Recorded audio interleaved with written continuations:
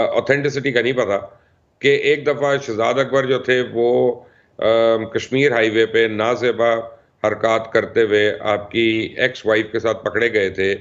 तो उसके बाद वो कहते हैं कि आपने उनकी रिपोर्ट की थी और वो इसलिए पकड़े गए थे और वहाँ से इख्तिलाफ़ात शुरू हुए। क्या ये सही है?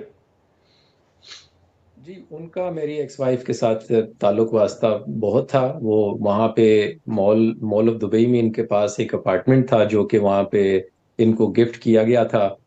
जो कि कोई आपको पता है जिनकी वो प्रॉपर्टी है, जिन्होंने ये दिया हुआ था, वो वहाँ जाती हुँ। आती थी, उनको साथ मिलती थी, वहीं पे प्लानिंगें होती थी। और ये सारे केसेस ये वहीं पे बनते थे। और इनफैक्ट पूरी की पूरी गवर्नमेंट की मशीनरी इन्होंने, interior ministry, foreign ministry, law ministry, कोई ऐसी चीज नहीं छोड़ी जो कि इन्होंने इस्तेमाल ना की हो मेरे खिलाफ, कि किसी तरीके से ये मुझे एक्स्ट्राडाइट करके दुबई से पाकिस्तान लेके चले जाए। अच्छा उमर, मुझे एक आपने बात बतानी है और आपने ये प्लीज़ इस पे ये ना कहना कि जी मुझे नहीं पता, या ये भी ना कहना कि जी मैं इन बातों में मैं नहीं बोल सकता। मेरे लिए बड़ी इंपॉर्टेंट बात है ये कि जब वो घड़ी आपने दिखाई ग्राफ वालों को और उन्होंने देखी और उनको समझ आ गई कि ये दो ही पीस बने थे, एक मदीने का और एक काबे का, और वो किसके लिए बना था? किंग ऑफ सऊदी अरेबिया के लिए या crown Prince of Saudi Arabia के लिए। तो इसके बाद इसका मतलब है कि इत्तलात तो उस रॉयल फैमिली को भी गई होंगी और आप जिस रॉयल फैमिली के साथ ताल्लुक है उनको भी गई होंगी। तो उन्होंने कभी कुछ पाकिस्तान या पाकिस्तानियों के मुतल्लिक कोई नाज़ेबा बातें तो नहीं की कि यार ये कैसे लोग हैं, हम तोहफा देते हैं और ये आगे बेचने चले जाते हैं? देखिए जी, मुझे ये पता है कि ये जब तोहफा मिला था इमरान खान को, और ये हम्म। जब इन्होंने बेच दिया, तो वहाँ की गवर्नमेंट को इस तोहफे के बेचने के बारे में पता चल गया।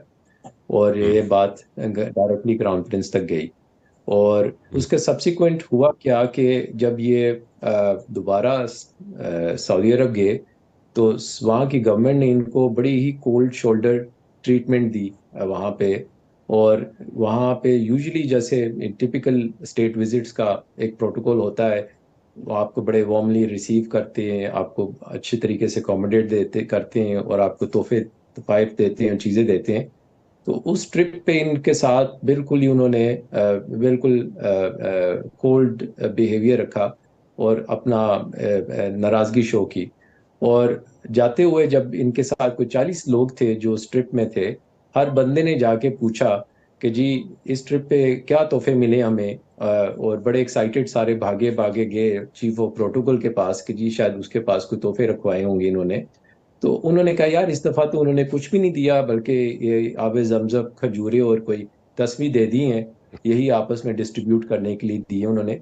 तो वो जब इंसिडेंस हुआ, तो सबको समझ में आ गया कि कोई वजह है कि सऊदी गवर्नमेंट का कोई कोल्ड बिहेवियर हमारे साथ किसी वजह से हुआ है। तो तब भी जब इनको इन्होंने तस्दीक करनी शुरू की, तो पता है इनको चल गया था कि सऊदी गवर्नमेंट को इस बारे में इल्म हो गया है कि ये तोहफा इन्होंने आगे बेच दिया मार्केट में।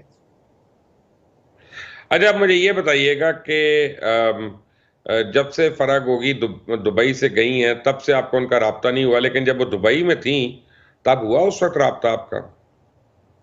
जी, उन्होंने दरमियानी लोग डाले थे बीच में कि जी आप जो है इस मसले से बाहर निकल आए, आप क्यों इन चक्रों में पड़ रहे हैं, आपको पता नहीं है जी ये मसले बाद में हम फिर गवर्नमेंट में आ गए तो आपको प्रॉब्लम होगी।